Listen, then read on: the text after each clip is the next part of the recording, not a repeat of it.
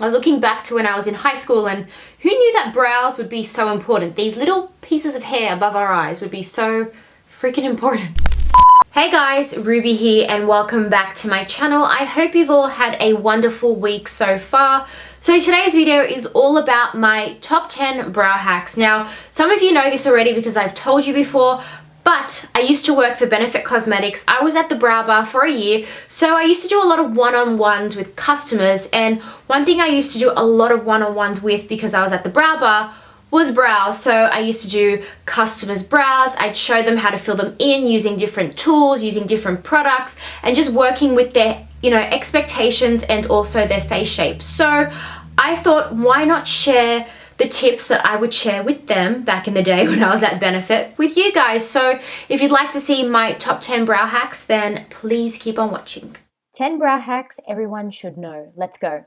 So this first hack is super easy. All you're doing is changing up the order in which you apply your products. If you have super sparse eyebrows, then start by applying your brow products first and wait until you've popped on your brows before applying your color base. Foundations can affect the longevity of your brow products. It can cause your brow pencils, your pomades, your waxes, and also your powders to slip throughout the day. And if you don't have a full set of brows, then this is something that you want to avoid altogether. We spend so much time filling and shaping our brows. So to stop them from smudging and bleeding, apply them to clean skin without foundation or concealer through them. These next two hacks are perfect for creating the right shape for your brow. To shade and sculpt underneath the brow, start by combing your brow hairs upwards.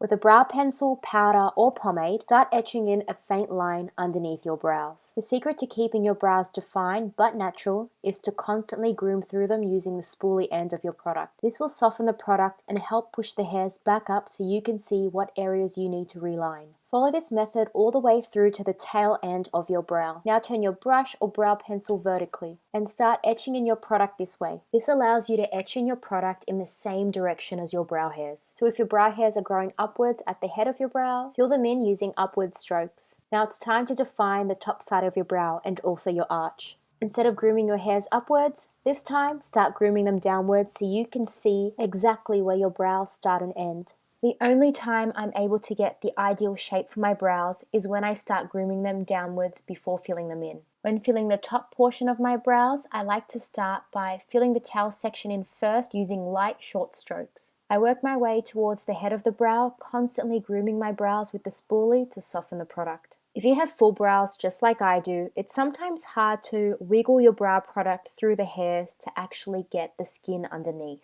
Drawing hair-like strokes in sparse areas can be a little difficult because it's hard to navigate your pencil through lots and lots of hair. And as you can see, I have a lot of brow hairs. This sounds strange, but if you have full brows, start filling them in the opposite direction to really wiggle the product in between your hairs to get it onto the skin. It doesn't look fancy, it looks kind of messy and unprofessional, but I promise you it's the only way that I can get the product right down to my skin. I love this next hack and I use this all the time. If your brow heads are straight just like mine are, then it's worth picking up one of these brow felt pens just like this one, and it's so easy. All you have to do is draw little baby hair-like strokes, just 2 or 3, maybe even 4, just around that head area of your brow to soften your look. And as you can see, every hair that I'm adding is just making my brows look softer. Now the head of my brow isn't so straight anymore and it isn't as harsh. Definitely one of my favorite hacks. Now I die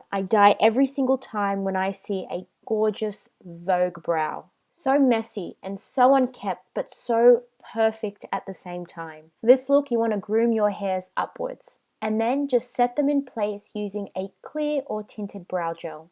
And using that same brow felt pen, this one is by Kat Von D, I love it so much. You want to start drawing hair-like strokes throughout the brow. Anywhere that your hair is kind of sparse and a lot of flesh is peeking through, just use a light hand and start drawing those hair-like strokes. This is a little hard to get when you first start. You have to train your hand to be very light-handed, but you also have to train the eye and be very specific with the placement. And there you have it, the Vogue brow. This next hack is something that you should definitely keep in mind every single time you're doing your brows. Throw the Instagram brow idea out the window. It's okay to have a little bit of your flesh peeking through. Your entire brow shouldn't be darkened with product. Having a very dark and strong brow can really overpower your entire makeup look, and it can also make you look a lot older. So keep the brows soft for an overall youthful look. This next hack is super easy, and a lot of people forget about that little wax pot that they have in the eyebrow kit. It's usually the darkest shade or color in your brow palette, and I know it looks super dark and intimidating, but this is just tinted wax. It doesn't give too much of a color, as you can see on my finger. And if you have very sparse brows, then you need to get into using this now. You should always apply the wax through your brows first. The wax sort of acts like this primer for the eyebrow powder to stick onto, so it adheres a lot better to the brow than it would on its own. And if you wiggle the wax through your brow hairs, it also adds texture. So if you're after voluminous brows, this is the way to go. After you applied a generous amount of wax, it's time to apply the brow powder over the top. And you can see now that my brows actually look a lot thicker than when I was applying my brow pencil through them. Now this next hack I have to do every single day, because I swear to you I have like these really weird and crazy grandpa brow hairs that kind of stick up and look so untidy and messy. So all you need for this is your favorite brow gel. My one is the L'Oreal Brow Plumper. This is just the clear one. And what you want to do, and it looks so scary and disgusting, but start grooming your hair in the opposite direction using your brow gel. Really stick them up and pull them back in the opposite direction before you start laying your brows back down. So you know, those brow hairs that kind of have this mind of their own, you get yourself in line, you get your ass in line. And this is how you get your brows in formation. And I'm not going to lie, I do go through quite a bit of brow gels, but if your brows look good and if the hairs are in place, it's kind of worth it. And plus, L'Oreal, it's affordable. Don't have to spend big to cement those brow hairs down. Have you ever wondered why I apply my brows after I apply my base and my eyeshadow primer? I always seem to get foundation stuck in my brows, and it leaves the most grey cast over my brow. So to avoid that, and if you do have full brows, please take note. Apply your foundation first, your concealers, and also your eyeshadow primers, especially if they are tinted. And after you've finished applying your base and blending it in using a buffing brush, take a little Q-tip saturated in Bioderma and then run that through your brows to kind of get rid of that residue that's sitting on top of your brows.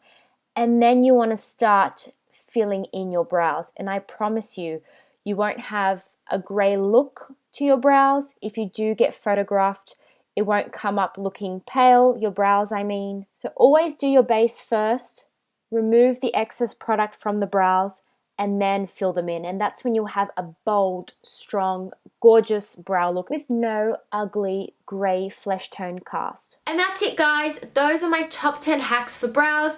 I hope that these hacks make your life easier when filling in your brows. If you did enjoy this video, then please give it a big thumbs up. And if you haven't subscribed to my channel already, I will leave a link down below and you can subscribe and you'll never miss a video from me again. I love you guys and I'll see you all in my next tutorial. Bye!